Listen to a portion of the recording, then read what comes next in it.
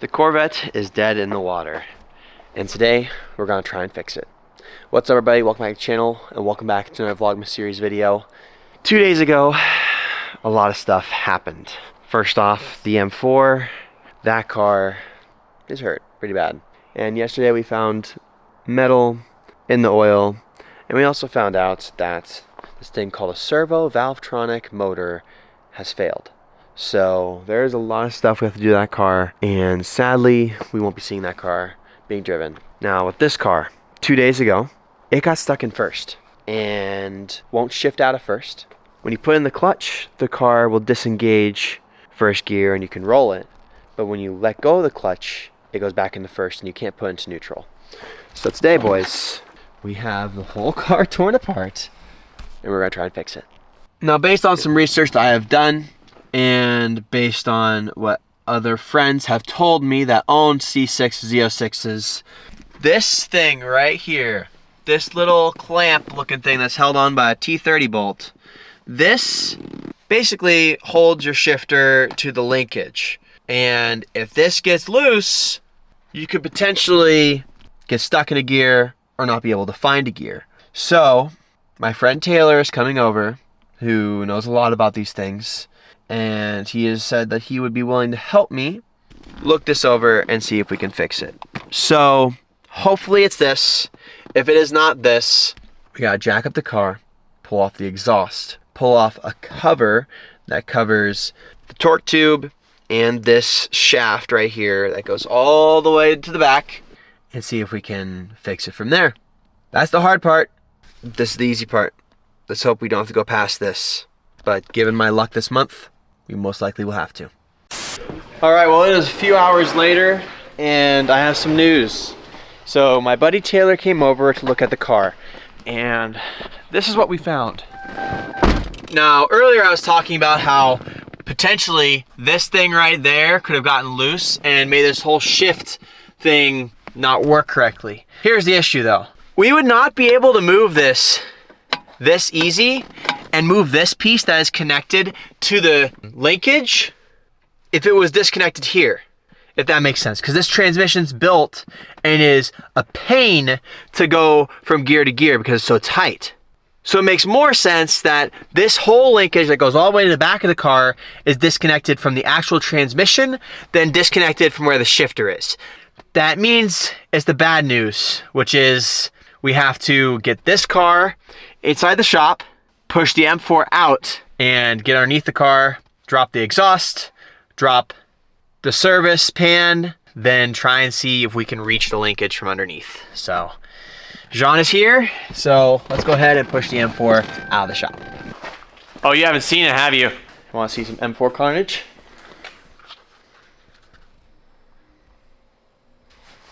Mmm, nice and crispy. It's like panning for gold. That suck? Except this is the gold that you don't want to pan. Ooh. See how it's glittery? It's like Hershey's milk chocolate. With some caramel in there. All right, let's push this bad boy out. They're gonna clear the Corvette? Yeah, it looks like, yeah, it'll clear it.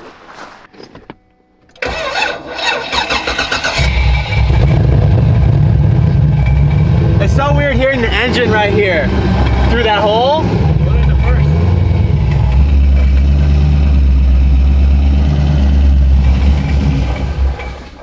Ooh, actually, What? jacks won't fit underneath it with it like this. So we gotta put on blocks. You gotta put on blocks? Well, good news. Since the car has 19-inch wheels on it right now, we didn't have to put it on blocks to get jacks underneath. So now the back of the car is up in the air. John, what tools do you need to get the exhaust off? I'm guessing it's a 15 impact. Oh, that piece of shit. Dude, that's the best stuff ever made. Harbor Freight, baby.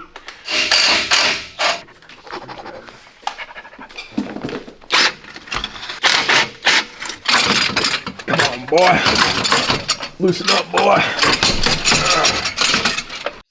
Well, we have some bad news. So Originally I said the hard part would be doing what we're doing now, getting underneath the car and putting it back together that way. Well, I got more bad news. I'll throw up a picture of what we found out, but the U-joint in the transmission has snapped. Now I would go and show you right now, but the way the transmission's set up, you have to go up and over to then get to that U-joint, and I can't fit you guys up there. But we initially thought that that U-joint was just a bolt and a nut. It's not. It's 2 pressed in pins. And when that goes, you have to drop everything, including the torque tube. And basically, mainly, honestly, rebuild the linkage and rehook it to the transmission and then put everything back together. Now, off camera, John offered to not only pay for the U-joint, but pay for a shop to install everything. And I was like, John, look, it hasn't snowed yet. Your plowing company isn't really in order right now because there's no snow on the ground, so I won't make you pay for the labor. We'll talk about the U-joint later. So now we got to put the exhaust back up, rehook it real quick. Took us 5 minutes to take it off. Should take us 5 minutes to put back together. And then we're gonna take off the Christmas lights. And then this car is just gonna be a rolling chassis for a little bit too. Sean, I don't blame you, but all I will say is it did break while you were driving. Hands are too strong. The thing is, here's the thing. I think it is possible for him to break it if he didn't push the clutch in and he tried throwing it out of first gear, because then it would rip it out of the linkage. Highly unlikely. Well, because here, you gotta think of it this way, okay? So here is the bottom of the shifter. If you put it in the first, this actually will go to reverse back, okay? So then, if he tries and pulls it out of first, and the clutch is still out, and he pulls the shifter back, this then is forced forward, which would yank the linkage out if you didn't have the clutch fully engaged. Right. Which is, I wasn't in first gear. Then why is this stuck in first? Like 40. You had to put it in first gear for it to be stuck in first gear. This car goes all the way up to 60 in first.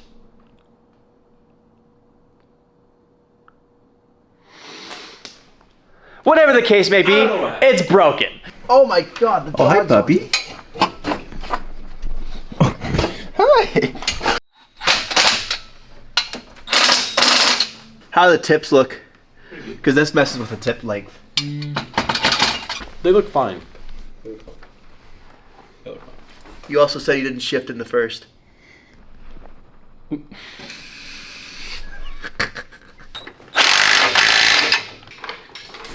On the ground!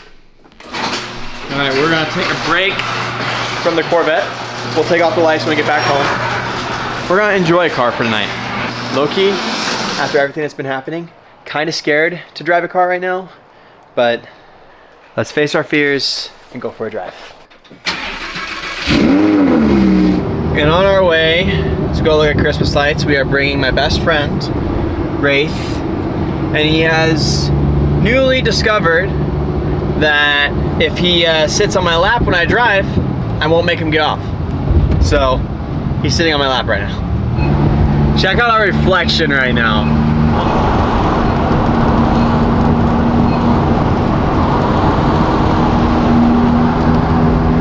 This is freaking ridiculous. Hold on. Hold on. Hold on, buddy.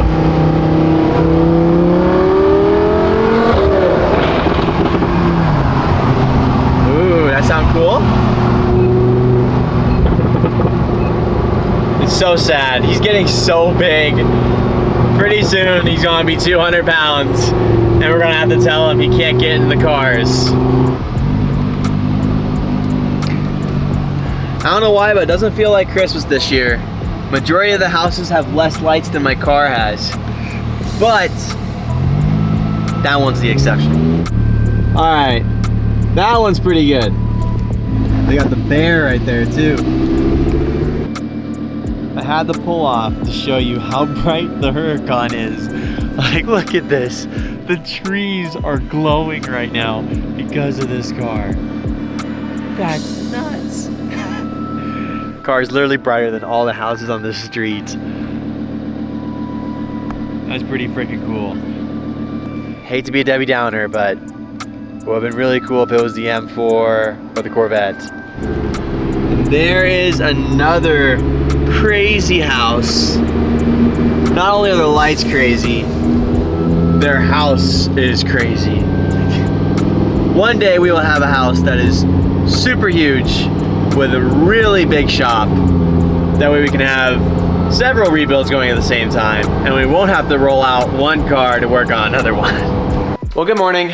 It is the next day. It is raining outside, but I told you guys that we would unwrap this car before I'd end this video. So let's go ahead and unwrap it and see if the paint is okay. If it's not and it has a few micro scratches, I will reach out to North Idaho Mobile Detailing and have them do paint corrections on this car. The M4 turned out okay. There wasn't any scratches on that paint. So let's go ahead and see how this car turned out.